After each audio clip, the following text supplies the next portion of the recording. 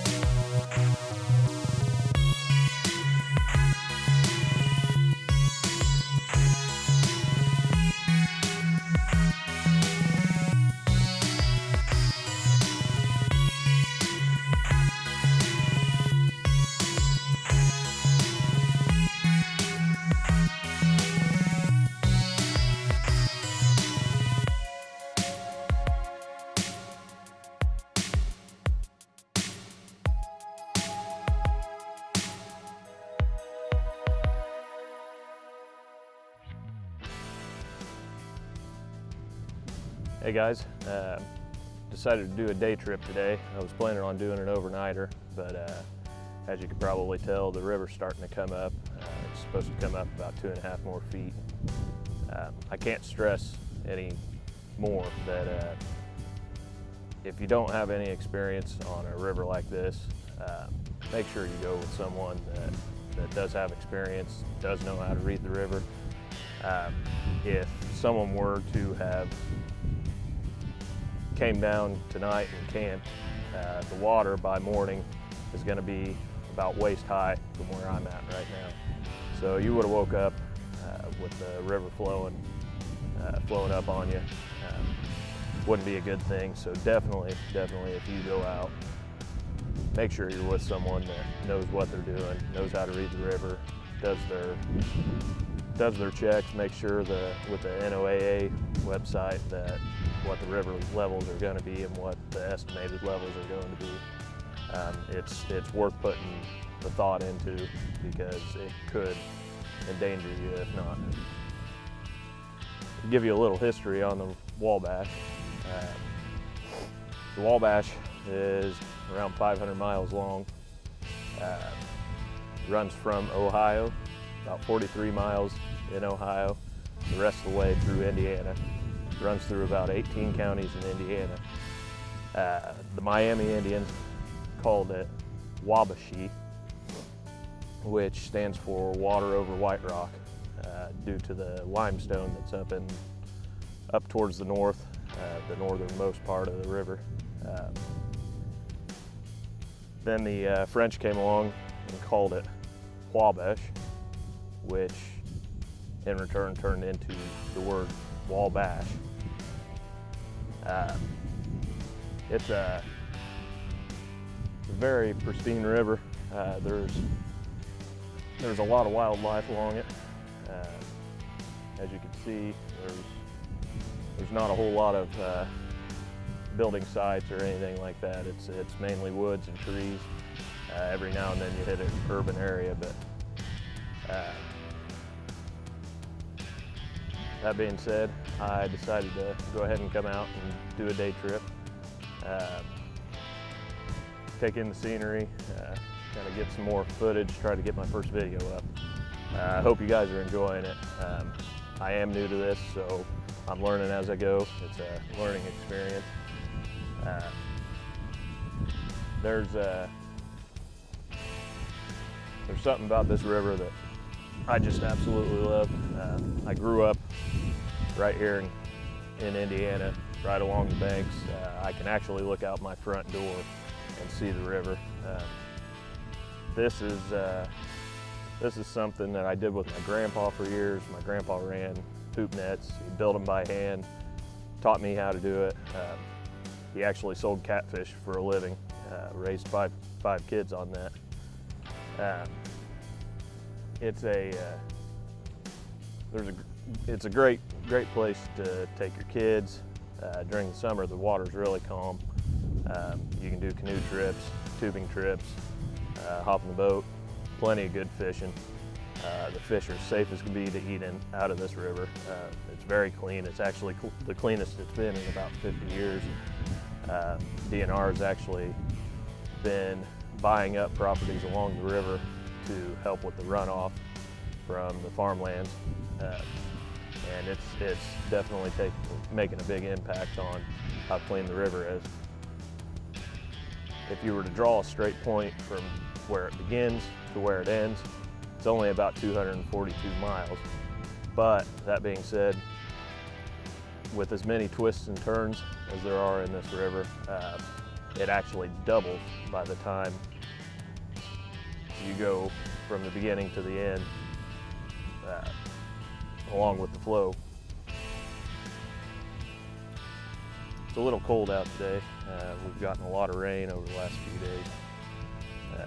Actually, quite an abundant amount of rain the last few days. Therefore, that's part of the reason why the river's coming up as fast as it is. I believe today it's supposed to hit 19 feet, which is just kind of moderate. I've seen it at 31 feet, 32 feet. So it'll come up, it'll breach the banks.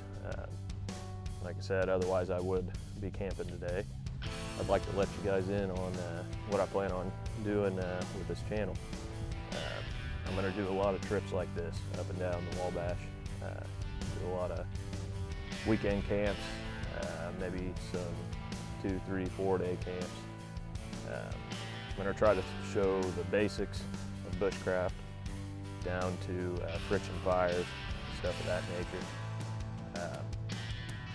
I'm going to do a series on net making, something like hold pretty dear to me. My grandfather taught me how to knit and make nets. So that's definitely something I would like to build a knowledge base on so that I can kind of keep the art alive. It really is a dying art. So I'd like to cover that. Later on in May 29th, I'm going to be doing a Boundary Waters canoe area trip. I'm going to go anywhere from a week to 15 days. It's going to be a solo trip. There's a lot of portages and stuff I'll be going on. I'll be going around 20 miles, 30 miles in. I'll actually be able to see the Canadian border from where I'll be, some of the campsites that I've chosen. I've actually, as I portage, I'm going to have to carry about a 50-pound rucksack with all the materials and tools and everything that I'm going to need while I'm down there. And also my canoe, it's a Winona Encounter. It weighs roughly about 50 pounds itself, so right around 100 pounds I'll be packing through there. It'll be pretty challenging, but the scenery, it's just something I've wanted to do for a very long time, and I recommend anybody that enjoys getting out in nature, canoeing, stuff like that, look into it. It's definitely something that you could even bring your kids with and stuff. Certain times of the year, the weather's just right. You guys can pack up and go up there. You can rent all your canoes and everything through outfitters up there. It's definitely something that I would like to take my family eventually on after I go up there and kind of feel it out first. One of the things I'd like to prove with this new channel is I want to bring an awareness to people about getting outdoors, enjoying what's right out your back door. Fortunately enough, I live next to the Wabash, so it's right at my fingertips. I can get out here just about any day I want. I can put my boat in, not even 2 miles from my house. So it's definitely been a blessing, but no matter what you've got in your backyard, whether it be a river, forest, an acre of wood, anything, go to public land, anything like that, try to get out there. It's good for you, it's good for your kids, your family, takes the stress away. There's a lot of things that you can learn from nature. There's a lot of survival techniques that just teaches a person discipline. Your children, you start getting into something like this, you start teaching your kids, in return it teaches them discipline, how to work towards a like goal and not give up until you've succeeded at it. I've been into doing bushcraft for just the last couple of years. Really started picking up on it. I started off by just watching shows on TV, and it struck an interest to me, and I realized, what am I doing? There's so much of this stuff around me that I could easily go right out and do, and there's a lot of people that aren't fortunate enough to have that right there. So that's part of the reason why I really started getting into bushcraft. Some of the basic techniques that I plan on teaching, I'm going to start with friction fires and stuff of that nature, building tents, also some filtrations, different types of filtration devices so that you can filter out water. There's quite a few different ones. There's quite a few different ways of friction fire, other sources of fire as well. I usually use a fire steel or a ferro rod. That's my kind of go-to, but other people prefer other methods. Some people just bring a lighter with them, which is just fine. But in a pinch, it's always good to have a backup, a way of making a fire if need be, that if you don't have that resource, that lighter on you. Hey guys, had to head back to the house. Battery started dying on me, but I want to thank everybody for watching, and please hit the subscribe button, and I will get some more in-depth videos coming up shortly, actually pertaining to some specific essential bushcraft stuff. So yeah, please stay tuned in, hit that subscribe button. I appreciate it.